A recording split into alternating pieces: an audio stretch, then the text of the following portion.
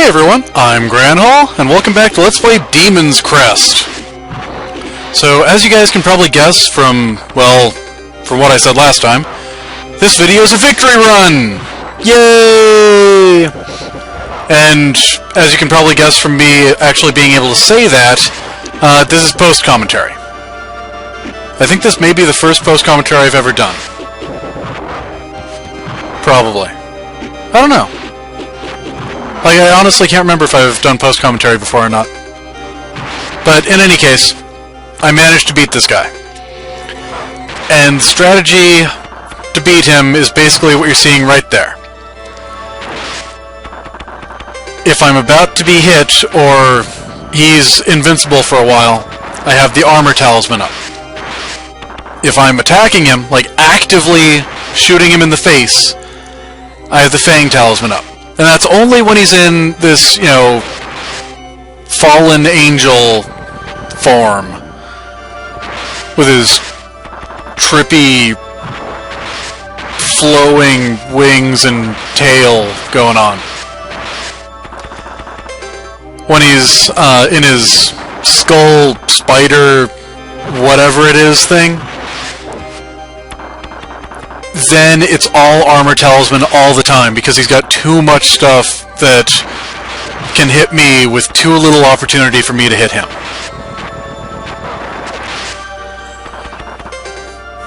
And also, when he's in the fallen angel form, I'm just clinging to this wall, like constantly holding to the left in order to, stay clinging to the wall.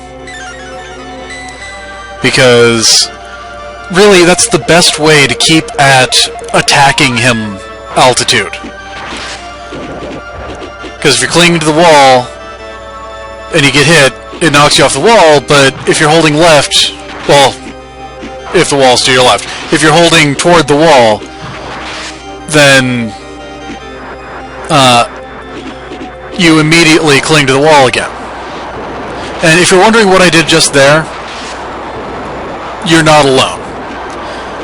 What happened there was, as he was summoning up his rain of blood thing, the frame rate dropped to such a low value that it actually lost my input where I was attacking, and it looked like I just flew up there and flew back down. In fact, I did fly up there and fly back down, but what I wanted to do, and what buttons I pressed, were to fly up there, shoot him in the face, and fly back down. Oh well.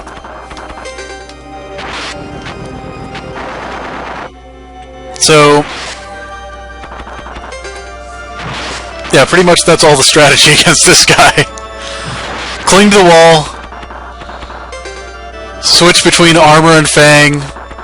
If I see an attack coming toward me that, it's about to hit me, just immediately switch over to armor, because, well, that way I have more hit points. I have twice as many hit points that way.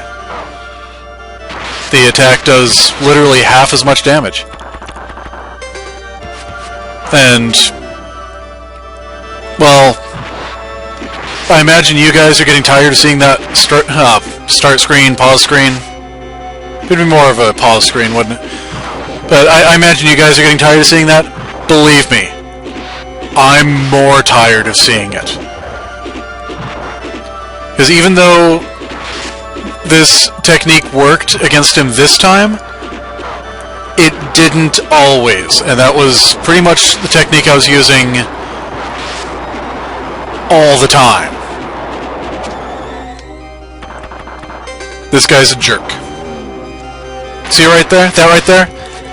That was him being a jerk. Just phasing into his other form so my attack goes right through him.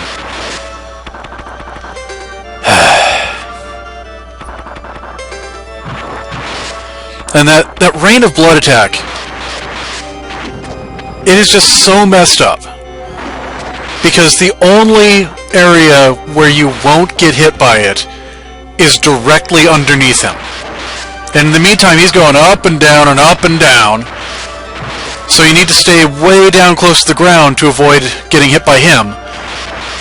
Which means you've got this little tiny area that you can't really maneuver in to try to avoid the energy ball that's always following you around. And what's more, if that energy ball hits you while you're walking underneath him, it'll usually knock you backwards into the rain of blood while he's moving away from you at the same speed that you're walking, or a little bit less than it.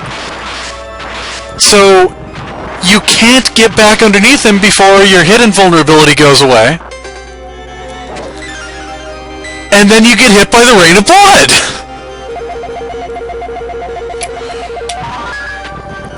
Then if you try avoiding the energy ball by, jumping and maneuvering around underneath him, you run the risk of hitting him, which is his strongest attack! His Touch of Death deals more damage than any other attack he throws at you. You know what his second most powerful attack is? The Rain of Blood! This guy is seriously unfair. Looking back on it, it's hilariously unfair. Especially when he does that Rain of Blood twice in one transformation. I mean, look at this. See that? I was trying to keep the energy ball away from the floor so I'd have more maneuverability room down there when I inevitably fell down there again. And I just ended up running into him!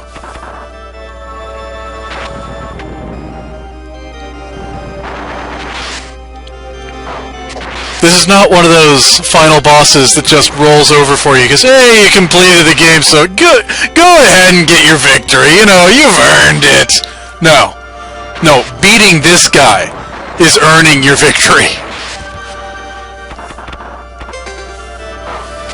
And of course, in this fight, I'm switching back and forth between the armor and fang talismans because the other three are useless against him. I mean, let's think about it for a moment. There's the Skull Talisman, which makes things more likely to drop extra health. But nothing in this fight drops items, so there's no chance of health drops to increase.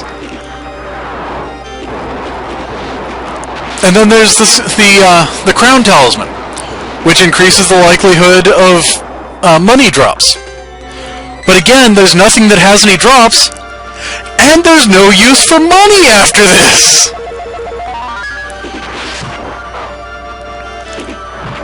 Finally, the Hand Talisman increases your rate of fire by 1. Well, not exactly your rate of fire, but, it increases the number of shots you can have on screen at a time by 1. But this guy's got all sorts of hit invulnerability, so there's really no point in having multiple shots out at once. So the armor and fang talismans are the only things that are useful against him. It's ridiculous.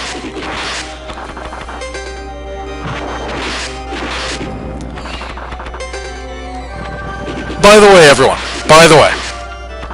changing subject from the boss to the game in general, I would like to give a huge shout out to the Happy Video Game Nerd, who several months ago, maybe even years, I honestly don't remember how long ago now, did a video on the Gargoyles Quest trilogy, and that's actually how I found out about this series. And really, I'm so glad he made those videos, because I never would have found out about them otherwise. Well, I might have, but, that is how I found out about them, so thank you, Happy Video Game Nerd, for doing your video on this series. You are the reason that this Let's Play exists. All you guys, if you haven't checked him out before, go check him out. There's a link in the stuff below. The texty stuff. And I'm just about to run out of time and kill him, so enjoy the finishing blow. I win! I even still have a ginseng remaining! Ah! Ha! Ha!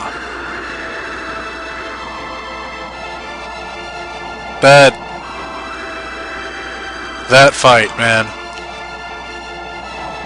After what you guys saw, that was my third attempt. Well, this was my third attempt.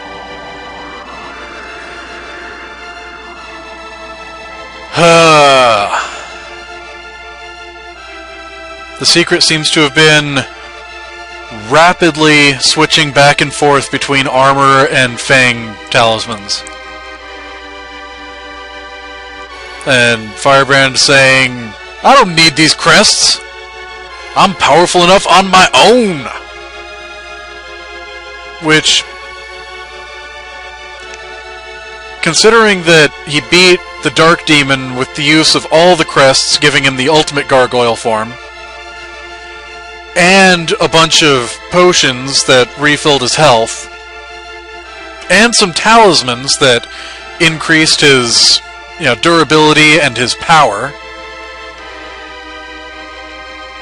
I'm not sure that he really doesn't need the crests.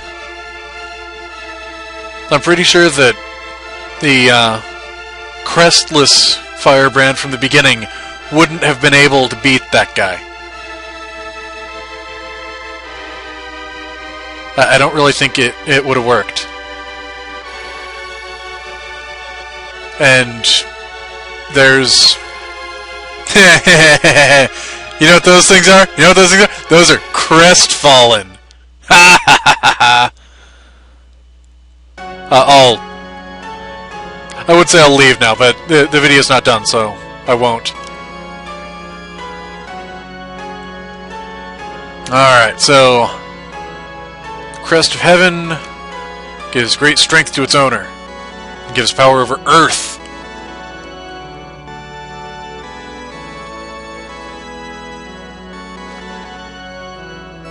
I vaguely wonder, do you think these crests were found and turned into rings? And like the Time and Heaven crests were combined into perhaps a ring with the power of Heart? And then when when their powers are combined, you summon Firebrand. That would be a way better Captain Planet.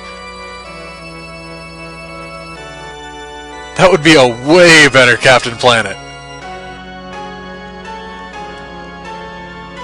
And I like how these credits don't even have the full names that we got in the menu for the gargoyles. That's G Gargoyle.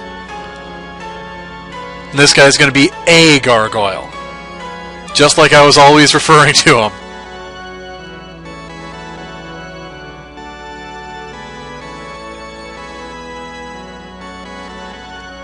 I don't know if I really controlled the wind. I mean, I was able to fly, but I wouldn't say I controlled the wind. That seems like something of an overstatement there.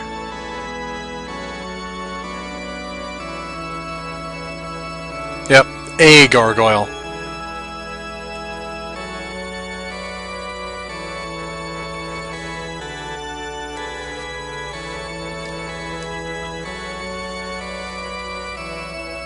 And, you know, in that fight against Dark Demon, I apologize if you guys got tired of seeing me switch between the armor and Fang Talisman so much. I was getting tired of switching between them too. But if I'd done all armor, I wouldn't have been dealing enough damage. If I'd done all Fang, I would have been taking too much damage. Sorry.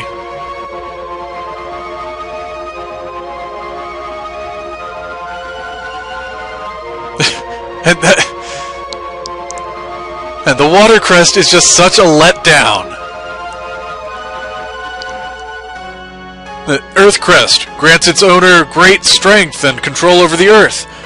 Air Crest grants its owner the control over the wind. Or, at the very least, the ability to fly. Water Crest You can swim now. You know, if you couldn't swim before, now you can. Yay. It just seems... It seems a little bit less spectacular than the rest.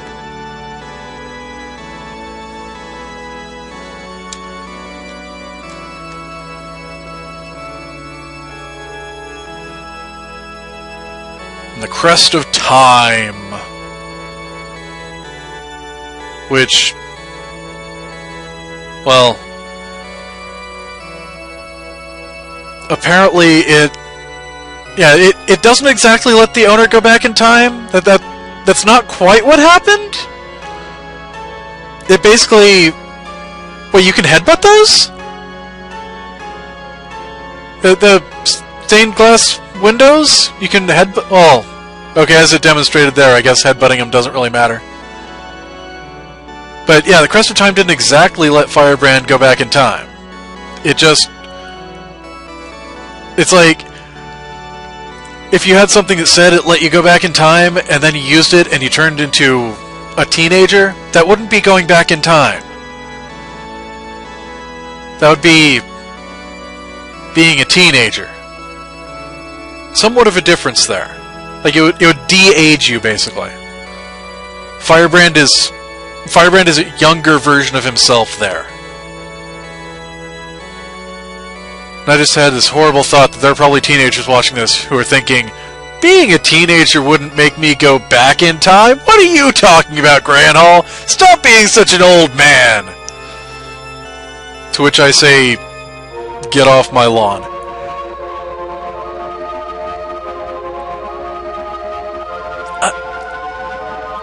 Was I really able to control fire? I mean, Flame Lord... He wasn't exactly friendly with me.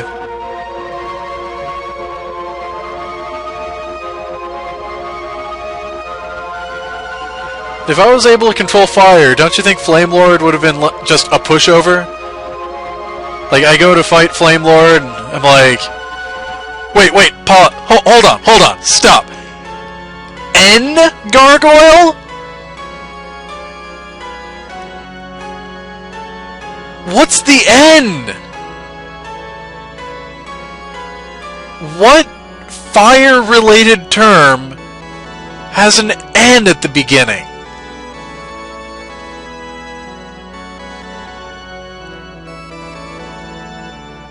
Because I get A Gargoyle for, you know, air gargoyle. I get G Gargoyle for ground gargoyle.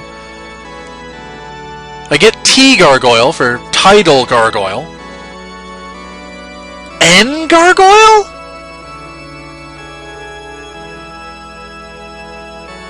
Is Firebrand's real name like Nicholas or something? Norbert? Norbert Firebrand! That's his full name now.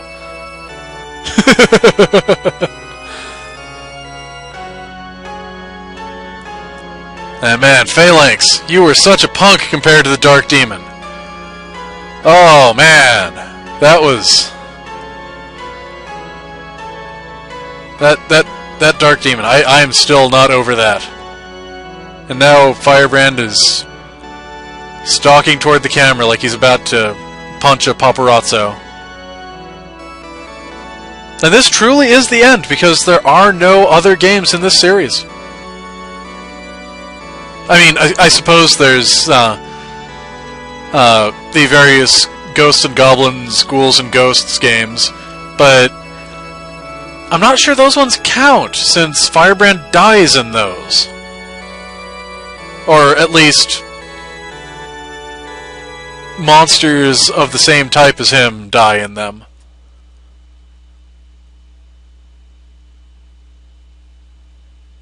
And I don't know what crest that is.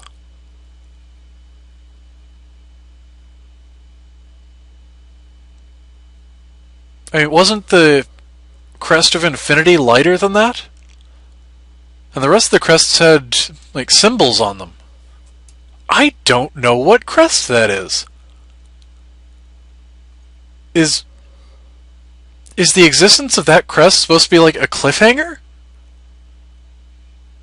As if so, Capcom really dropped the ball on that one.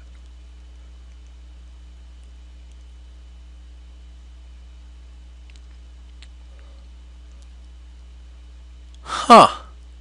Well, anyway, I'm Granhall. See you guys next time.